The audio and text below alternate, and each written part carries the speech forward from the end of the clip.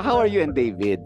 Okay Like, kami. hindi ba kayo nagkakailangan pag knowing na syempre sabi mo nga hindi ka naman nagseselos and siya rin naman, I know, well, meron din naman siyang sarili niyang buhay, ano? Paano kayo pag nagkakasalubong kayo or nagkakasama kayo sa isang event?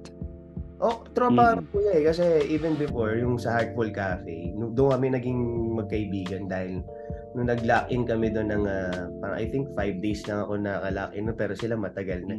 So, yung daily routine niya sa pag-workout, sumabay ako. Tapos tinuro niya sa akin yung routine niya ng workout. Tapos basketball din kami doon. Tapos naging magkakwentuhan din kami pagka walang taping day, gano'n, rest day. So hanggang sa nung lumabas na ako nung lock-in, nagtatanong pa rin ako sa kanya, bro, ano nga ulit yung workout na pwedeng i-alternate sa ganito? Para kasi circuit training siya eh. So tinuro niya sa akin nung pandemic, doon ko natutunan yung mga workout sa circuit dahil sa kanya. Tapos after nung Heartful Cafe, bigla silang naging magka-partner naman ni Madam doon sa Maria Clara at Ibarra. Ayun, tapos nagka-message ko pa rin siya. Kino-congrats ko nga sila na parang biglang skyrocket. Support ako sa kanila ko yan. And si David din gano'n.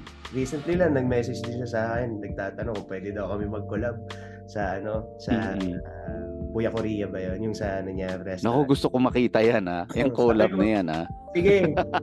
Sabi ko, wala namang problema. Pero ikaw, anong realization mo dun sa naging viral yung anti-silos?